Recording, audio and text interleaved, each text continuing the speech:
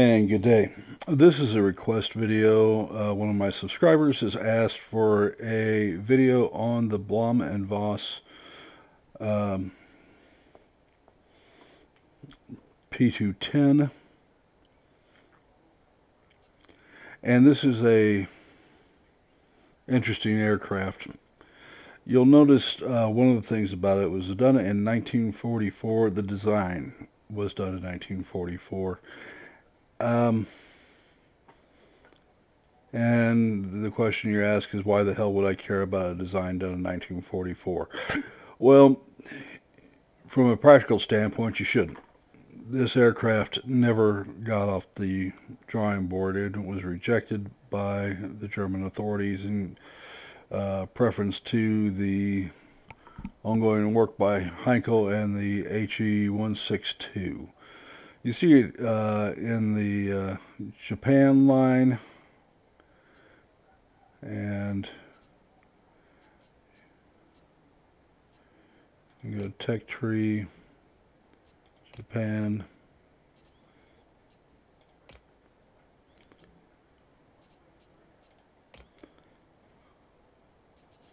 And it might be just easier to go to Tier 9.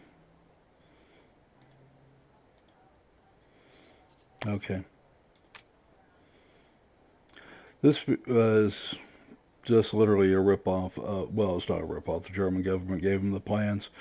Whether Japan was actually going to build it or not is not immaterial, but it was called the Salamander in German service. And they were actually deployed, worked, had some issues to be worked out, but the pilots that flew it said it was just beautifully harmonized controls, quite nimble, well able to do the job.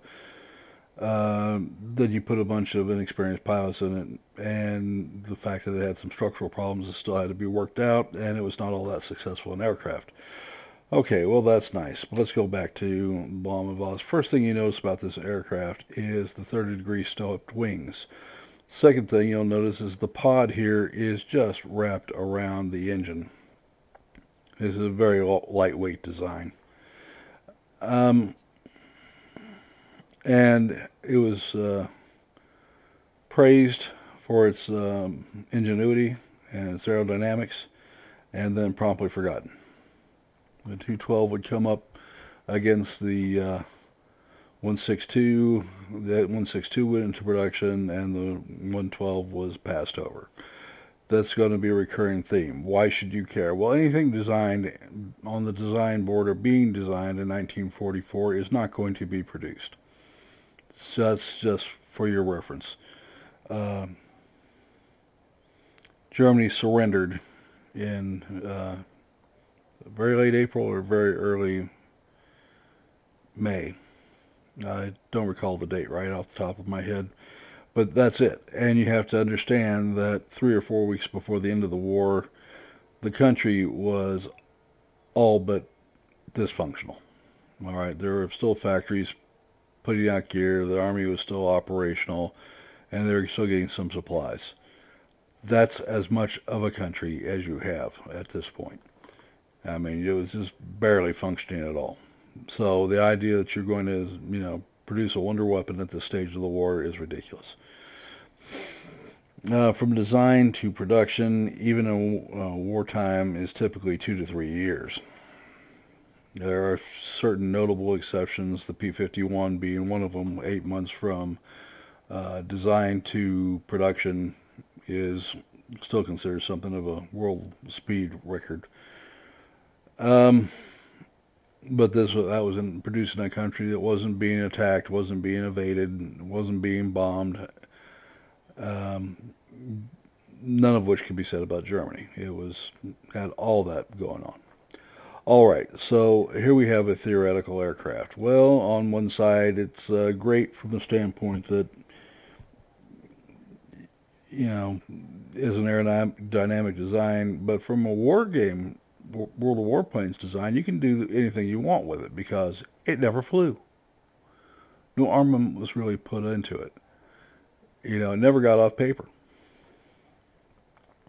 And that, so you have almost total freedom to design this thing any way you want, or assign whatever stats you want to it. Okay, so that's a little bit of the history of the aircraft, how it relates to World War games. Let's go up the upgrade path here first. When you get the engine, it's slow. Okay. So if you just want to mount this and you want to take a look at your airspeed, 279. By the time you finish with the upgrades, you mount here, 286, and then you get your third one and you mount it here, and you're at 292. There is no airframe upgrade for it. Okay, your original armament is your beloved Mark 108 1944Cs. And when you get this, you'll notice something. You only have a 2,020 foot range on it. You're doing 400 DPS. And that tells me right there, this is the blooper cannon. So it's got a lot of arc on it. Here is, it's no more powerful than this, but you'll notice some immediate changes. You go to 2624. All right. The rockets here. This is the WG-210. You pull up the information on it. Damage is 2,000. Damage radius is 180. So it's very powerful pair of rockets if you want to use them. But what you want to get is this, and that's the R4M rockets that you see in the 626. And that opens a whole new world to you. Now this is the MG213/20C. Yeah, that's the same one that was found on Mauser's bench, and the aircraft armaments industry manufacturers took immediate note. And you probably heard me say this before, but Britain, France, Sweden, Switzerland, Russia, and the United States all took immediate note of this aircraft gun and went to work. And so you get the Swedish KCA. And do not mistake it for anything else. It is the most powerful 30 millimeter round ever put into a fighter. We're not talking about mythical weapons. I mean, it was actually installed on the Draken. And in fact, it's the same round that is used on the A-10 Warthog with the uranium depleted rounds, penetrator rounds, that tear through tanks so effectively. So that's a Gatling gun, by the way, not a revolver cannon. All right. So you're getting range, you're getting hitting power. It's 400 DPS, but it is a very straight ballistic path. And boy, does it make a difference. If you have to get one thing, prioritize one thing over everything else, get the gun. Okay, it is the single biggest thing to turn misery into joy. Because if you can shoot down other aircraft, everything else gets simpler, right? The rockets, I'm sorry, 2 rockets are not going to help you very much, but these will. So this is just an intermediary step you have to suffer through. Your engine difference, obviously, when you're talking 292 at tier 8, that's a pretty good speed. Now, please remember, there are lots of things out there that are faster. The I-250, the P-51 can stay up with you. It's not going to pass you, but it can stay up with you, and in some ways that's worse. You also find that there is the Pancake, the XF5U, that's humming along at 380, decked out right. It can go over 404 miles an hour at tier 8. I'm not lying. Okay, you have the 262. So there you don't get to thinking that you're all that fast or all that special in the speed department with this thing. You're okay. You can outfit it so it can go faster. How you outfit it is up to you. Here is my recommendations. Alright, so what I went with. First off, the sights. This is a fighter, not really a ground attack aircraft. I have gone with the lightweight wing frame because this thing is not really all that agile without it. And then I went with a lightweight power plant. Then I use, this is all up to you, this is my standard loadout, and I put universal ammunition on it because you're doing 400 DPS, not 800 DPS. You are not going to mistake this for a P1099. Alright. It's got about half the firepower, but it does come with the lovely rockets. Alright, so that's how I've outfitted. I'm not going to upgrade it further until I get a number of things. The pilot is a weak point on this, and that just comes down to the fact that I had to purchase the pilot after I finished the work on the F-109D, and I still have more work to do on the F-190D Focke-Wulf. To go down the other line with this, the TA line. So you've got a, with the upgrades here, so anyway, what I recommend is go here, then get Marksman 2, and then go here to, not Demolition Expert, I'm sorry, to Expert Rocketeer. Alright, it's one of the few that I actually recommend doing that on, because the RM4s do give you a level of capacity, and I find it very useful in this aircraft because when you get it, you get lots of air defense fighters and that think that ramming you is the finest thing to do on Earth, since they can do it with little or no damage. And it is, I've seen them ram me without even bothering to fire their guns. Well, a faceful of these puppies will change that parameter hugely. Alright, so carry them. Alright, now if you, speed is everything to you, you can do this. Alright, now you're up to 300 miles an hour. And if you change this out, and you go to the polished skin,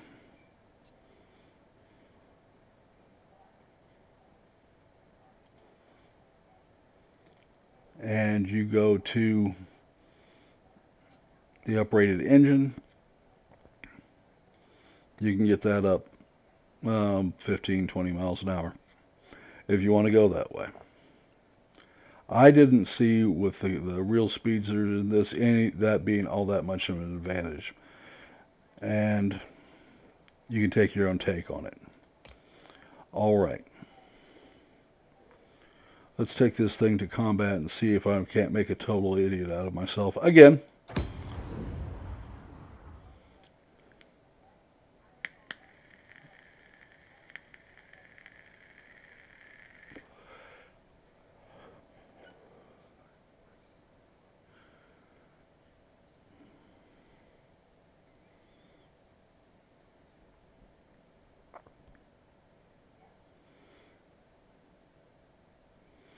Alright, so I do these kind of request vehicle videos for subscribers.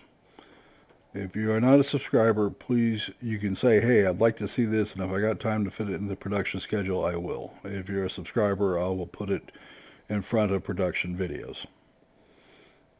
Got to have a benefit there.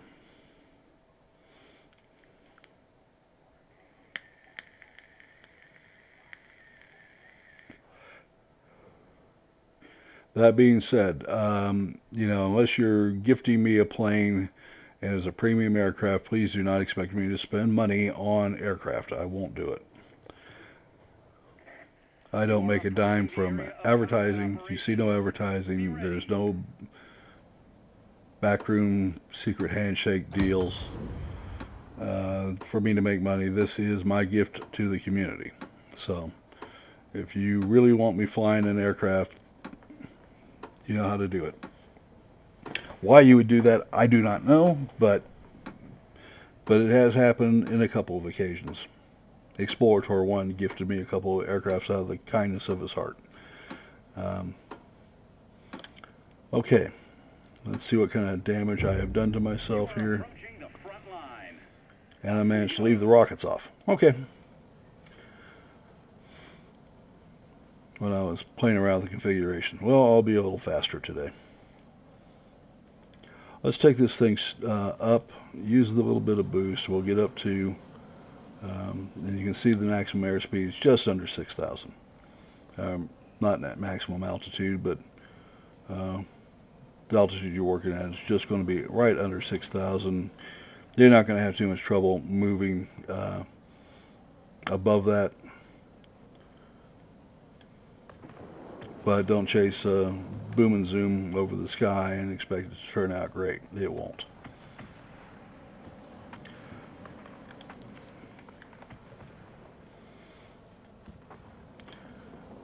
Alright, so to go on a little further while I chase this Hornet down, why did I go with a turn and burn? Because it doesn't turn that well, to be blunt.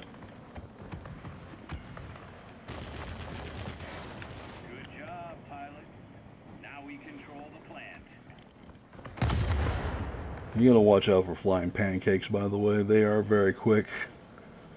They come with M39 cannons, or the exact equivalent of yours, and by the way, they have 4 of them.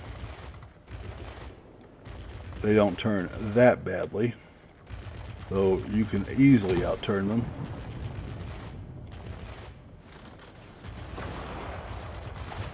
And I have an enemy aircraft on my tail. Son of the guns. Can't see where he's coming from. And I have to keep in mind that I've got a... there's where he's at. Elmer. And 190D.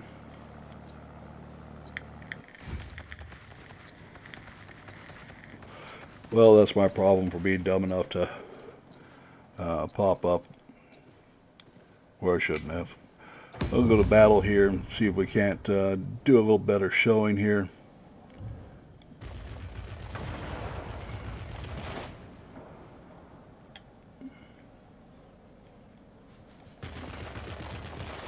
And you'll notice I'm not really struggling that much against the Yak. He still has a better turn time, and you have to respect that, but doesn't mean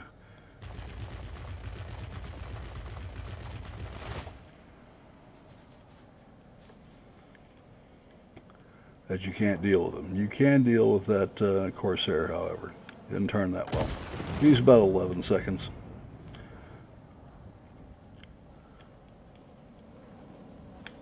And you can see the difference that the guns make here.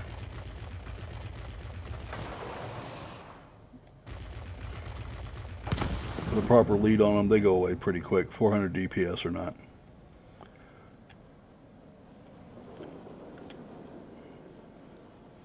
Now you can ignore ground attack aircraft all you want, and when you lose the game, you know, you lose the game. If you don't want to lose the game, I strongly suggest you pay attention to the ground attack aircraft. The enemy is concentrating near the plant. Be extremely careful.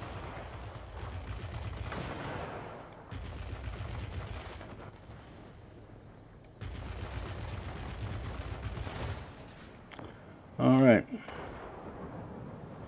We'll go vertical. Again, I don't want to expose myself to his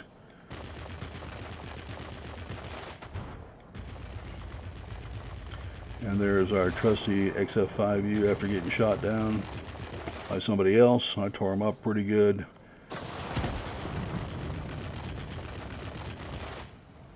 This is a burp gun, but it cools down extraordinarily quickly. Yes, you've had your fun. It's my turn.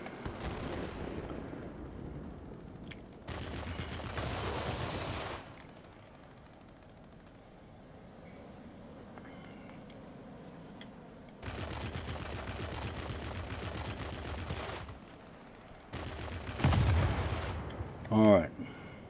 So it's a relatively nimble fighter. Don't get me wrong. If you go into a turn and burns and you think you're going to win in tight turning contests, not so much. Nor do you win fights with the F-190D, who is turning out to be my nemesis on board. But you get the idea. Keep it up. Victory is almost ours. And for all that fussing that we have done, we've managed to keep the 3 bases. And I'm just waiting to respawn here.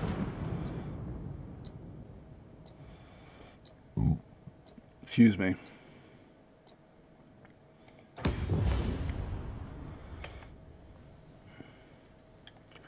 Alright. Let's see if we can't get Elmer Fudd a little of his own. And he let me get behind him, and he's doomed. Thank you, Elmer. Okay, speaking of turn and burns, we have the Yak 15. Nasty little piece of work, this thing.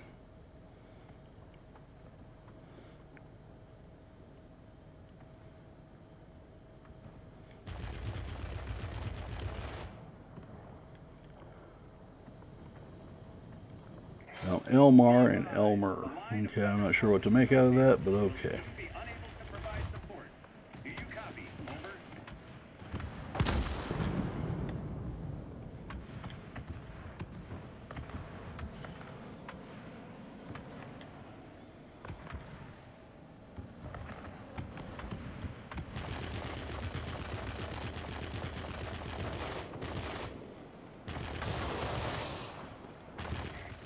Great job today. We'll be waiting for you back home. Not my neatest piece of work, but by God it works.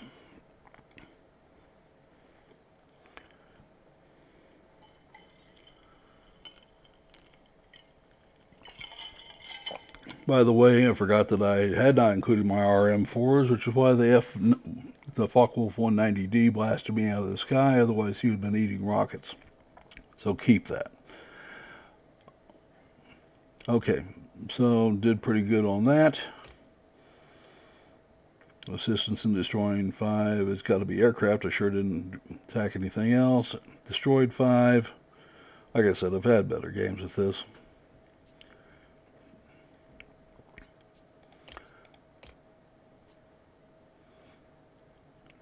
And the XF5U, but we shot him down once and tore him up pretty good. Would have killed him if not for his buddy.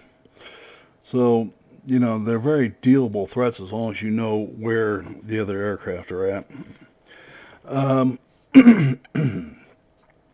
Alright. Let's get back here and change something quick, because I did not enjoy the experience with this.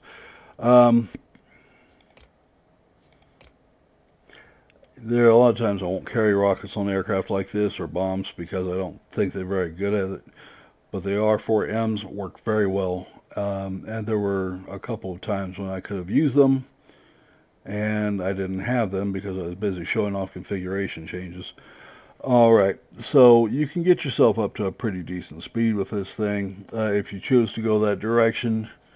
But be aware that 10.5 that you're seeing right now will probably go up to 10.8, 10.9. So that's going to have to be your call.